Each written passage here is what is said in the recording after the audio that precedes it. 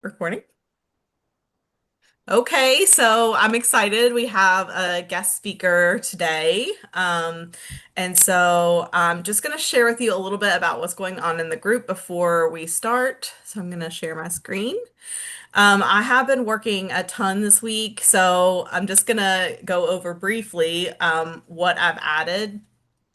So I've kind of rearranged the herbs a little bit more, made them a little bit more in alphabetical order.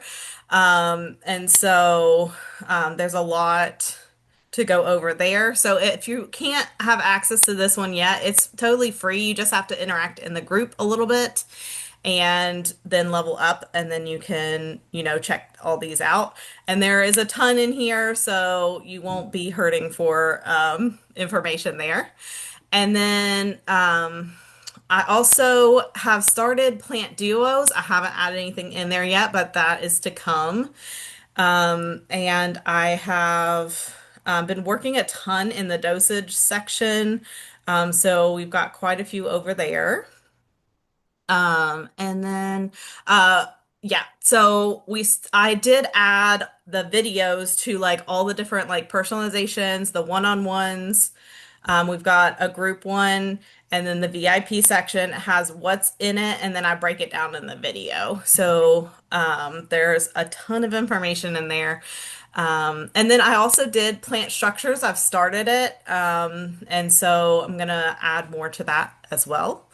But I've been working a ton because it's just been, I don't know, I've just got that focus right now. So when I get focused, I go for it.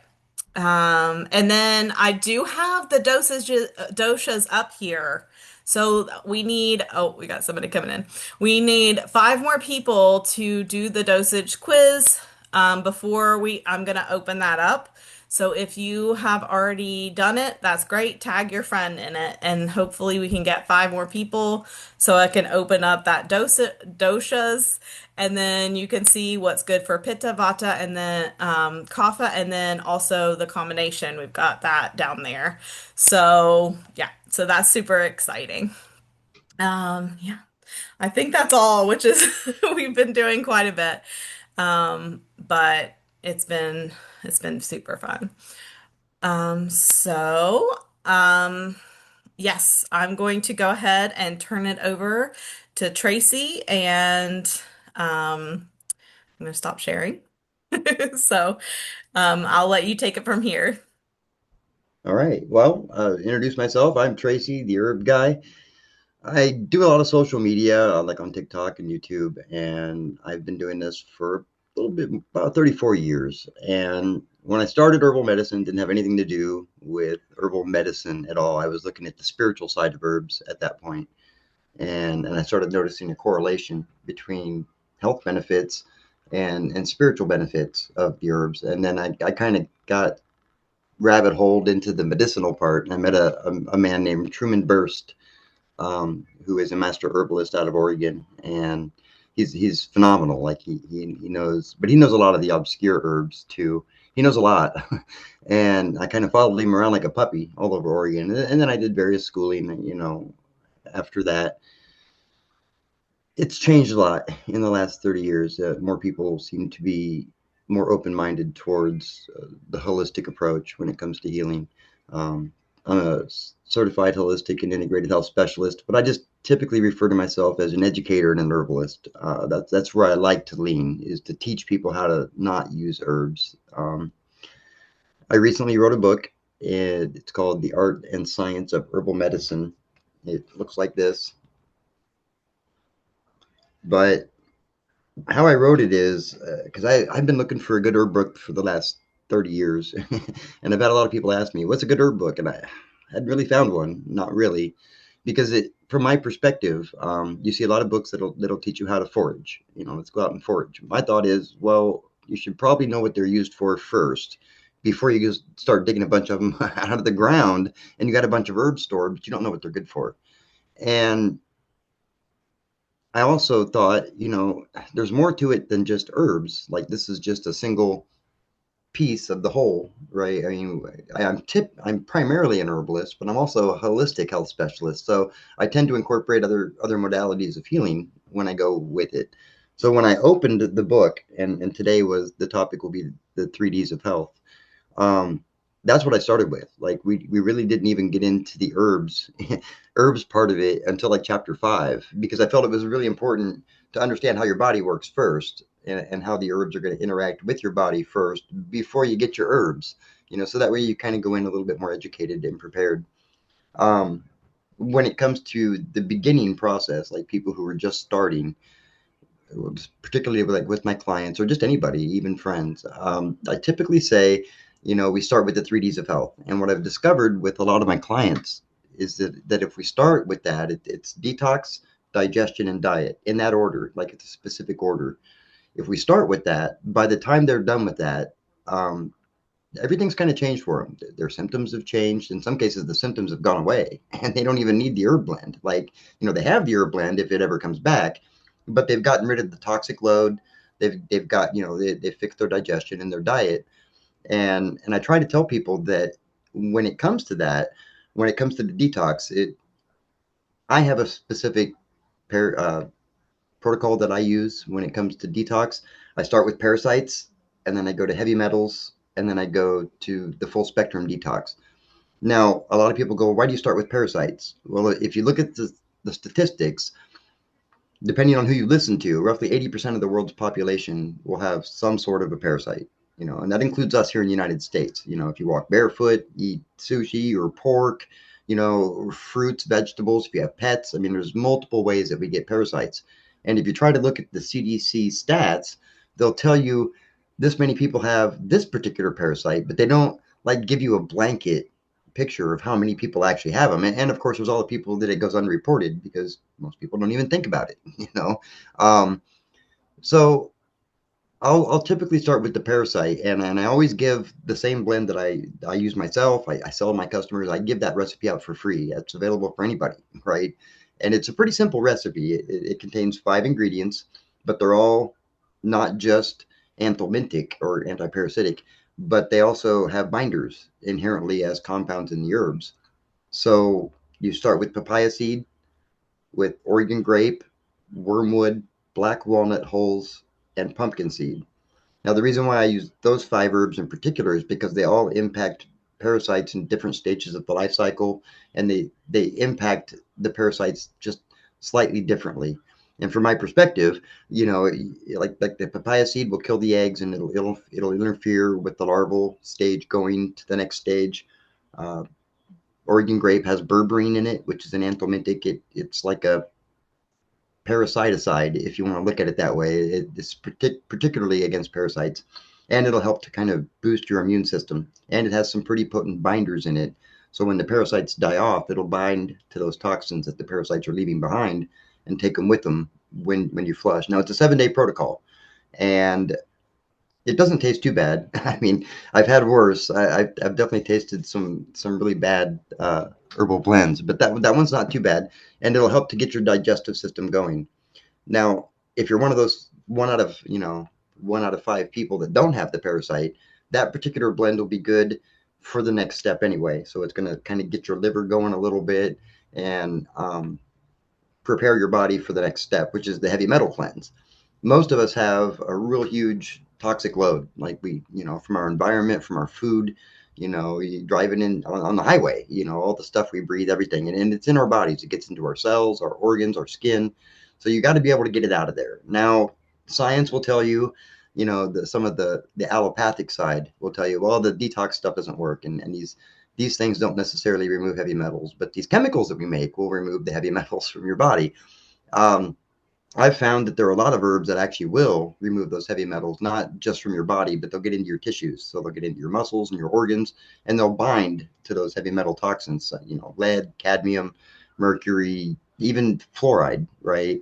So I have a specific blend. I don't have that one memorized because it's fairly new. It's only like maybe 5 years old, but it has like spirulina and chaparral leaf. These are all known to have chelating properties. Cilantro, I think, is one of the ingredients, and these will get into your cells and help to remove the load out of your body so you can function. I mean, from my perspective, the reason why I start with detox is it doesn't make any sense to change your diet yet, because you're still, if you have parasites, they're getting all your nutrients. if you have the heavy metal load, your body's not able to necessarily process the foods because you got all this other stuff that's in the way, preventing you from being able to do that. So that's another 7 day protocol. And I, then after that, I have the recipe if you want me to tell you. oh, that'd be great. It's spirulina, 2 parts spirulina, um, chlorella, cilantro, Oregon grapefruit, milk thistle, and then parsley. Right. So that's That now yep. the milk thistle is in there. It's not too much of a chelator, really. It doesn't really move a lot of heavy metal, but it's great for your liver. And as far as like a liver tonic goes, but the caveat to that is the best way to get the compound out of the milk thistle is via an alcohol extract because the silymarin in it is what's important. That's what boosts the liver, but it's really hard to get out. So, like if you make a tea out of it, or if you just eat it or take it as a powder, you'll get some of it. You'll get more of it if you can turn it into as much of a powder as you can. If you can get it down to like a flour, then you'll be able to break the cell walls a little easier so you can eat it or use it as a tea. But like if you get milk thistle seed whole, you're really not going to get a lot out of that. And the reason why we do the parasites and then the heavy metals, if you have parasites, you don't want to start with the heavy metal because you could drive the parasites further in and then be harder to get rid of. After you finish the heavy metal cleanse, then you go, I call it a full spectrum. It's essentially a body detox. And the herbs that are in that are that's like that's the only recipe since I've been doing this, it hasn't changed over the last 30 years. Like that was like one of my first recipes that I made, and it hasn't changed. All my other recipes have changed in some way, at least once or twice, in some cases even more, like with black salve. So that one contains milk thistle seed, kudzu root, cleaver's herb, corn silk, dandelion, burdock, and chaparral. And every one of those herbs impacts a different part of the detox system of the body. So with the milk thistle kudzu root combination, that's specifically to get liver stuff going. Kudzu is known to help bind to toxins in the liver and flush it out while simultaneously giving it a boost. The cleaver's herb is specifically for lymphatic cleaning and your lymph system, like in your neck, under your armpits, and on either side of your groin. When they get clogged up, they'll get swollen. If you ever get that swollen in your neck or underneath your armpits, that's typically your lymphatic system. And it doesn't have a pump. Muscles and bowels are really the only thing that moves your lymphatic system. And so the cleaver's herb helps to get in there and flush the toxins out. So it'll break them out, break it out, and get it out into your body so you can go. The corn silk is good for your kidneys and your urinary tract because this is something you're going to want to keep clean during that final stage of the detox. And you got the burdock and the dandelion. Burdock's going to help your liver and your blood, while the dandelion will primarily act as a diuretic, but not a like a bad like flush you out completely or dehydrate you diuretic. It'll flush out toxins, but it leaves a lot of nutrients behind, and that makes it a safer diuretic alternative than some of the others that are out there. And then the chaparral is a bit of a liver tonic, and it's the least amount in the ingredients list because out of all of those, that one has the most alkaloids in it. So too much of it is bad for your liver, but if you get a small enough dose, it's good for your liver. But it also binds to heavy metals. Um, Once you're done with that, it's 21 days. It takes 21 days to get that part done. But once you're done with that, your body's ready to go. Like you've dumped all the toxins. You've got your filtration system going, so you're ready to get into the next step, and that's digestion. This one's a bad one too because if you look at the statistics, about 68% of the adult population in the United States has or is on some sort of pharmaceutical drug, and many more have been on a drug within the last year. So we're talking people that are on like antibiotics. If you've had a Z-Pack in the last 5 years, which those are pretty bad, those will completely wipe out your digestive system. And if you don't have your digestive system working properly, you're not getting your nutrients properly, right? Because it's got to break everything down in a specific way. And it's its own ecosystem. It has bacteria and viruses and fungi and amoeba and enzymes and all sorts of weird stuff. Like it's a complete ecosystem. And if it's off balance, you don't get your nutrients right. It's not going to give it to your body the way it needs to. And you eat too much junk, or some people hate the analogy, but I look at the body as a biological machine, and we're a machine that takes specific fuel to function. It's like a car, right? A car runs on unleaded. If you put diesel in it, it doesn't run anymore. Well, the body's the same way, and if we keep feeding ourselves diesel, it'll stop working. Well, the digestive system is more than just like a tube. It actually serves a pretty specific purpose. 70% of our immune system is tied up in our gut. Um, and of course, there's the nutrient part. So I try to stress different ways you can fix it. And typically speaking, what I've found the best way to start would be with fermented foods. Your sauerkraut, your apple cider vinegar, kefir, kimchi. You have the Greek yogurt, as long as it still has the lab cultures in it. Those types of foods will help to replenish your gut. Aloe vera is also very good. It has a lot of digestive enzymes in it. You can drink aloe vera juice or aloe vera gel, add it to a smoothie or something. These are things that will help balance out your gut. They'll kill off the bad gut flora, especially aloe vera. It's notorious for that. It'll take care of the bad gut flora, but it'll replenish what needs to be there so you can start to digest your food properly. Now, this process depends on the person, right? It could take 2 weeks, it could take a month or two, depending on how bad their body's been abused over time. And I don't always make them wait to finish the digestion to start with the diet, but it's usually a good idea because, again, if you're going to change your diet up, that means you're probably going to spend more money. And if your digestion isn't fixed, it doesn't make sense to spend the extra money right away. You can cut out the foods, you cut out the starches and the high fructose corn syrup and all the gunk or the diesel that clogs you and start eating healthier. But I wouldn't completely change your diet until your body has more properly adapted. Once you've gotten to that stage, then you got to pick your diet. And there's so many people that think this diet or that diet is particular. And I think it depends on the person, which diet is going to be effective. Not everybody's going to be able to metabolize a carnivore diet, and not everybody's going to be able to metabolize a keto or a paleo, which is my favorite. That's the one I prefer, the paleo diet. But a lot of people report results. We have all these great results because I changed my diet. I went carnivore and everything is great. They show their numbers and everything. And my thought is, well, yeah, I mean, it's kind of obvious that would happen because you've taken out all the garbage that you've been eating, and you've replaced it. So whether it's carnivore or whether it's keto or whatever, even if you just decide to do the steak and potatoes, um, that'd be a significant change over what most people eat, So yeah, of course, their biology and their metabolism, at least in theory, should change. It just depends on the person. Now, I've met a few people that can't do the carnivore diet. They just have a hard time processing some of those heavier proteins, but they can supplement it with protein-rich foods to kind of help. I'm not a fan of the vegetarian or the vegan diet. I don't think biologically we're meant to do that. So there, I don't think biologically we're meant to do that. So, but that's just me. It's just an opinion thing. And what I've seen work with a lot of my clients. Most of my clients typically try the paleo diet, which is there's only a few things that's in that. You have your meats, lean meats preferably. You have eggs. You got to get rid of milk, which I really love. Nuts, fruits and vegetables, and that's pretty much it. You get water or tea if you want tea, but that was what seems to be what we work biologically the best. At least that's what the science shows. If you look at the uncontacted tribes that we see occasionally, most of them are actually pretty healthy. Other than a lot of them will have parasites, but most of them are actually pretty healthy. You don't see a lot of chronic illness. They don't have a lot of, they're certainly not overweight. They don't have diabetes. They don't have heart disease. The older ones are really old, but they don't know how old because they don't have a calendar.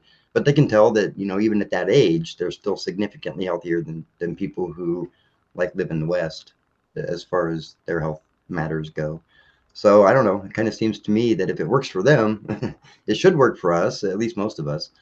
And yeah, that's about it as far as the 3Ds of health. Because once you get your diet, a lot of your symptoms, what they're saying is inflammation seems to be the key to almost any chronic illness.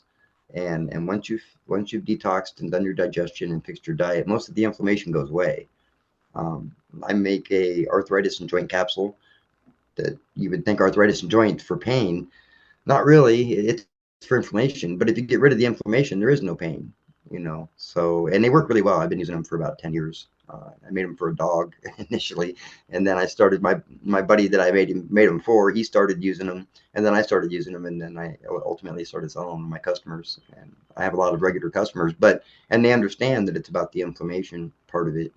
Um, just some people go, well, there's no pain relievers in here. It's like, well, you don't really need a pain reliever if you get rid of the root cause of the pain. There shouldn't be any. But that's kind of how I look at it. If you take care of the root cause, most of the symptoms go away.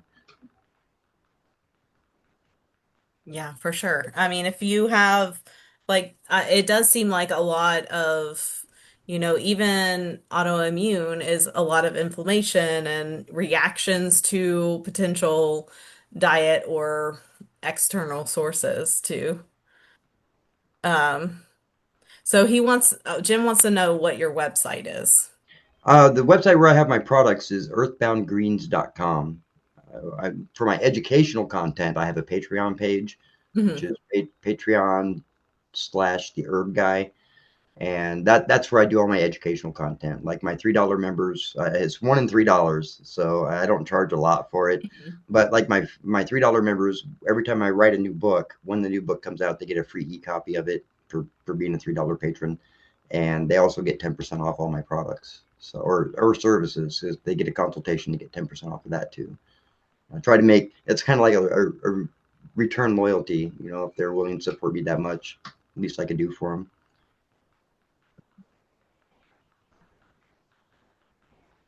Do you guys have any questions for him? Any herb Other- questions?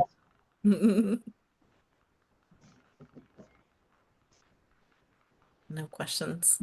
No. Dennis says no.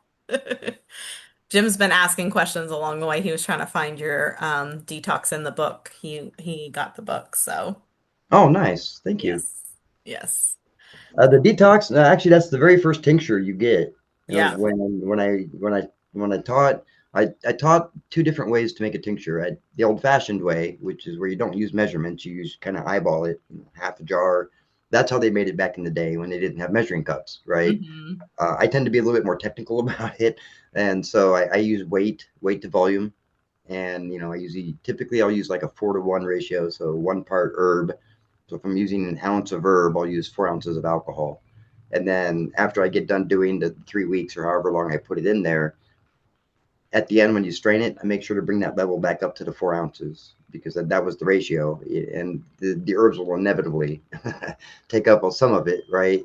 I use a dual extraction method too for most herbs. What I find is if I take some warm water, distilled water, because you're making a tincture, take some warm water, you put it at about 120 degrees. This way, it doesn't affect any of the.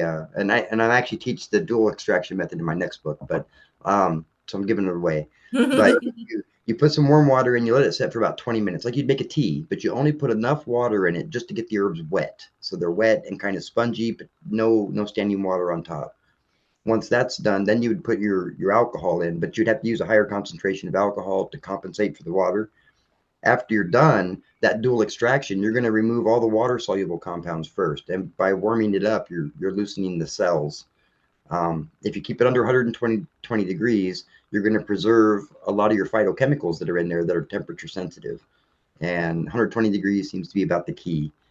Then you put your alcohol in, then you let it wait for 3 years, and if you or three weeks, if you try the difference, and what I would suggest is, if you're going to make a tincture, next time you make a tincture, make it both ways. Try the dual extraction and then try the other, and then taste them, and you'll see that there's a huge difference in how they taste. The milk thistle is that one's kind of important if you can get it wet first, because that very first one you get is your detox blend, and you're only using the herbs out of your apothecary in the book. I don't remember exactly what chapter it is. I went through a lot of stuff. After I went through and read it, I was like, man, there's a lot of stuff in here. Yeah. Um, but when you put it together, the detox, I think it's milk thistle, dandelion, and cleavers is what I think it is. But that's the first tincture I teach you how to make, and then using the proper ratios so you can get a 4-to-1 on that. And I think I talked about the dosing in that too. So the next book will be a lot more detailed. But this Yeah. one this one was kind of rushed. No, but it wasn't. Like, I feel like there was so much in it. Like, there are so many like recipes and blends, and I mean, there's a little bit of everything, especially for somebody that's first like introduced to it, or just, I mean, just a basic overview. I really liked, the different sections. And even the way you ended it with like, the Ayurvedic and like, I mean, all that in the back too. The Um, index. I yeah. couldn't figure out where to put them in the book. No, I like that because it's like you've got all this information and then you just ended it with that. I was like, okay. I didn't expect you to put that in there. So I was like, oh, that's cool. So, yeah, no, I really liked all that information. And I'm probably gonna I listened to it, while I was gardening and stuff, but I'll probably listen to it again and again just, so it becomes more ingrained in. So I like to read a little bit, but I'm definitely a listener. So I got the Kindle because I was like, I need to listen to this too. I considered making it an audiobook too, Yeah, and yeah. I don't know that I had the recording equipment for it just yet, but I know Hmm. a friend. I have a friend who has a studio. He might let me sit and record. Yeah. Now my So, Kindle lets me listen to it, so oh, I that's cool. listen to it. Yeah. So yeah, that was nice. But yeah, next week we are going to be making tincture, so Ooh, I think like I haven't told anyone yet, but that's what I had in mind for next week. So that's something that will add the distilled, the dual process. So that'll be interesting. But I'll be posting like what you guys might need in the group or in the group. So if you guys want to do that with me, or they can watch it later and do it later, but.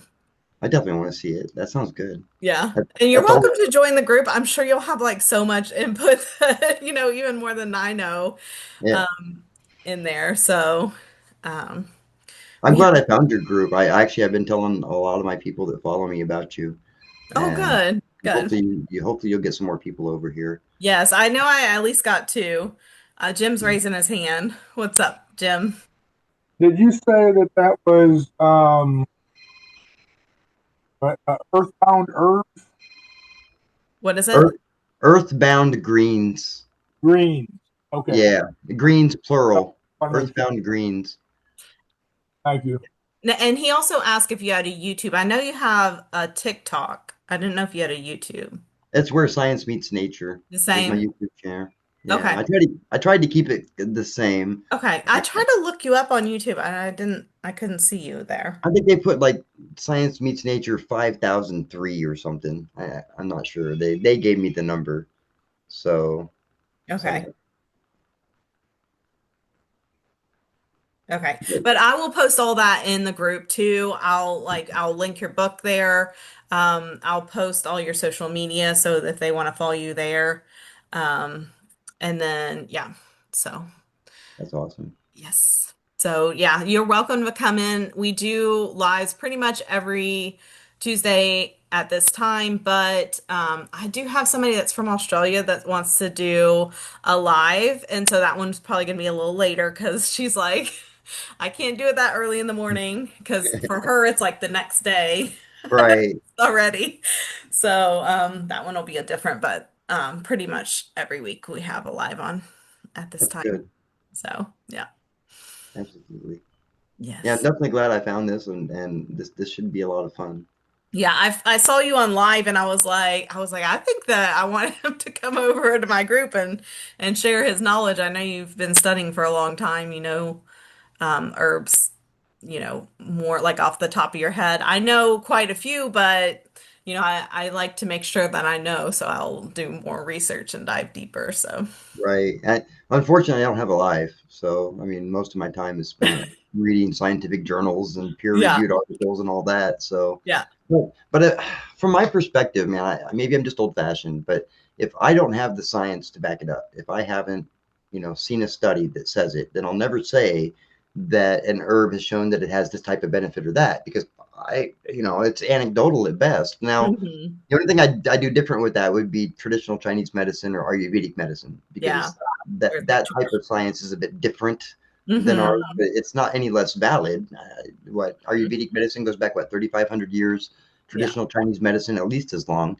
So they've had millennia to get it figured Hmm. out, you know. So Exactly. yeah, I will listen to them. Hmm. But the Western herbalists, the way we teach here in the West isn't quite the same. You know, they're more, they seem to be more chemical compound based versus body system based. So they chase symptoms instead of getting to the root cause. And you know, well, how's that saying go? Create customers, not cures. And Right, right. Yeah, I definitely like the whole system for sure.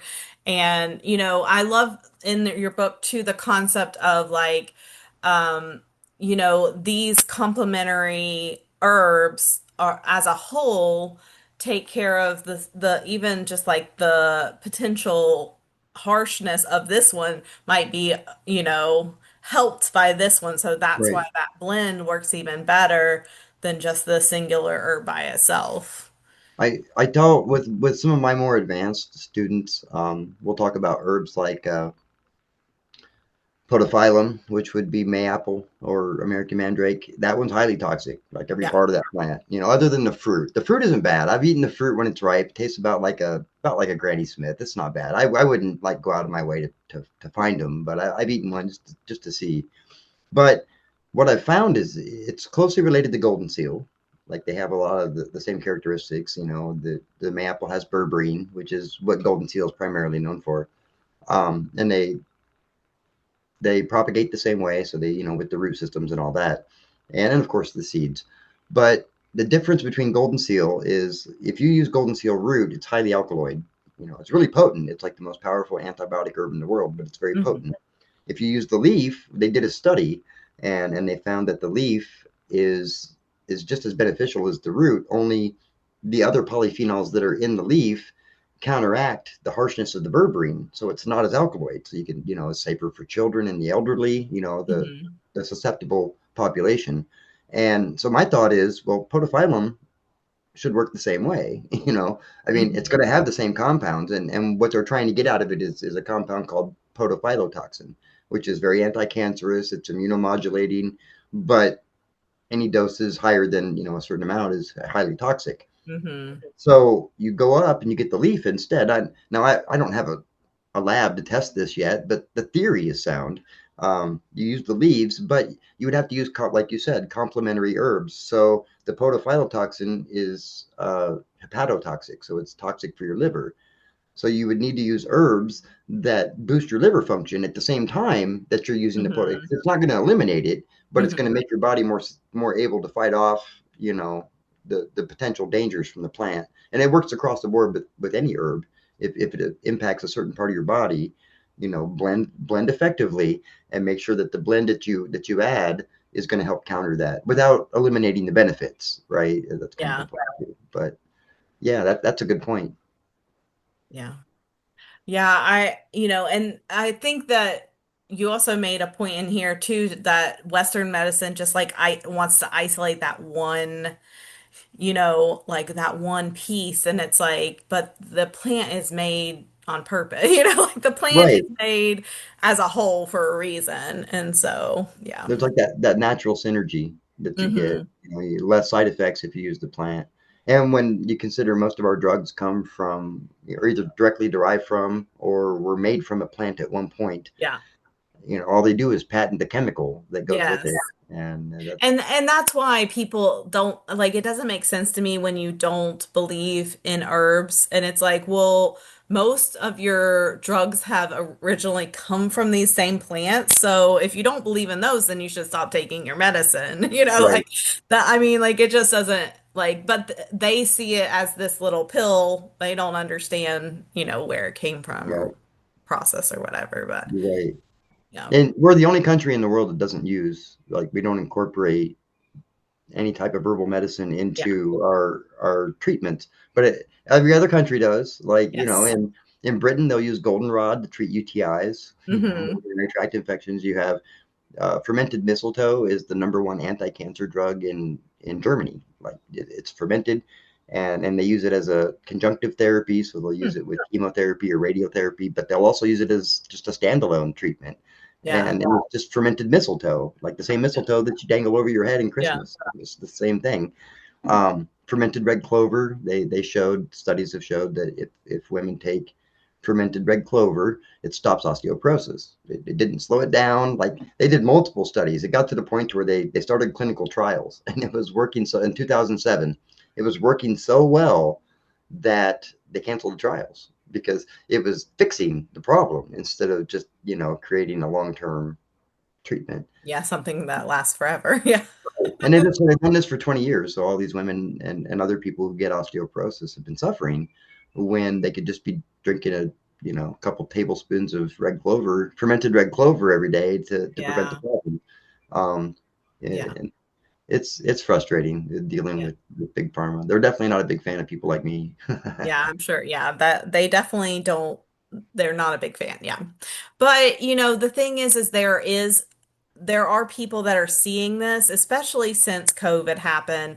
I do feel like people are like, you can't always depend on, like the medical industry. There's just not always that option, especially if there's a pandemic or something like that. And so, and with the pandemic, I don't know if you're seeing this where you're at, but around here, since the pandemic, the immune there's so many people being diagnosed with immune disorders. Yeah. And so I don't know if it's because of COVID. I don't know if it's the